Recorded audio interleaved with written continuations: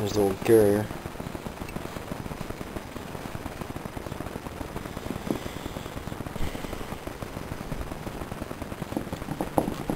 And a whole new setup. Just a whole new carrier, loaded with new Trac-Lok clutches, 390 gears instead of 355s.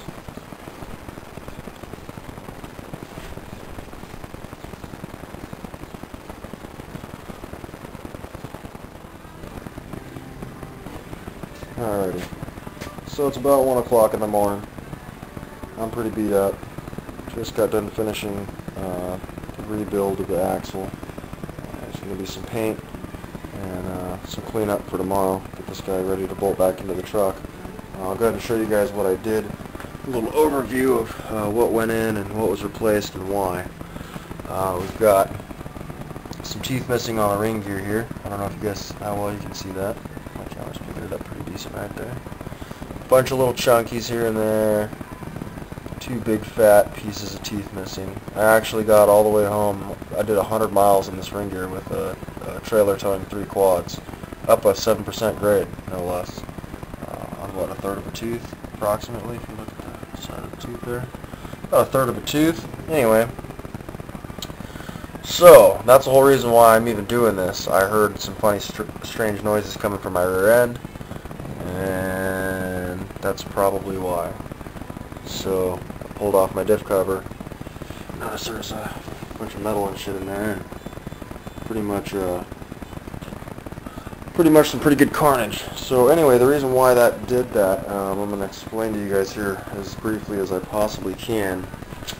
I have limited slip, as you guys have seen in my burnout videos. If you look behind this here, you got your differential, spider gears.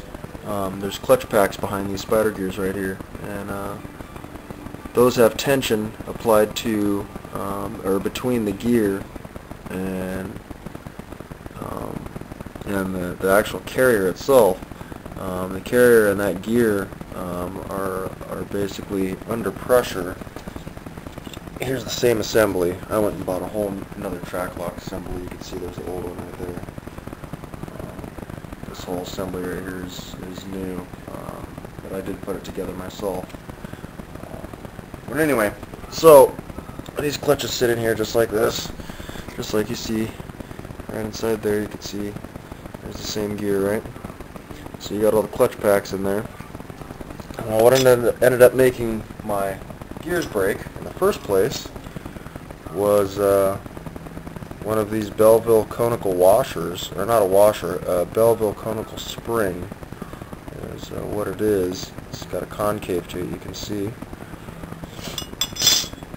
Here's a couple of broken ones. What happens is in these Chrysler 9 1/4s or anything with a Trac-Lok in it, I'll show you. I'll show you the little thing there. You can see it says Trac-Lok on it right there. That's a Chrysler limited slip. Auburn actually makes the unit for Chrysler. But anyway, so what happens is you know, you get a overzealous throttle foot and you do some power braking and some high-speed drifting and some crazy burnouts in the rain and all kinds of, you know, one tire fire kind of stuff, and you have limited slip.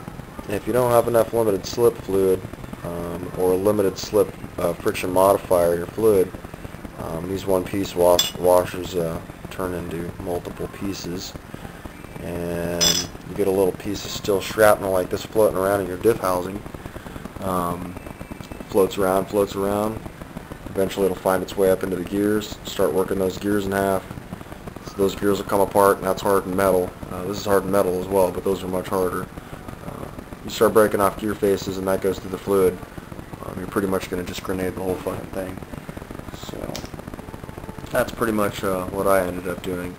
So I ended up buying a carrier, got new spider gears, new clutch packs, new ring and pinion.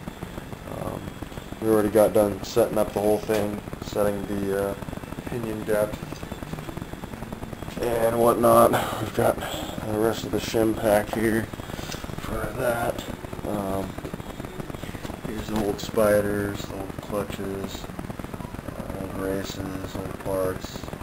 Got a bunch of broken bolts that came off the ring gear when I went to go pull it off the carrier. Broke every single bolt. That was pretty fun. But yeah, so anyway, so tomorrow my plan is to get this fucker back in the truck. Probably do some base videos, little around the block, I guess. I'm going to break it in first for a little bit, but I should be ready to go in a few hundred miles. I'm sure I can accomplish that pretty quickly. But seal her up, get some new gear fluid and gear oil and friction modifier in there, and call it a day.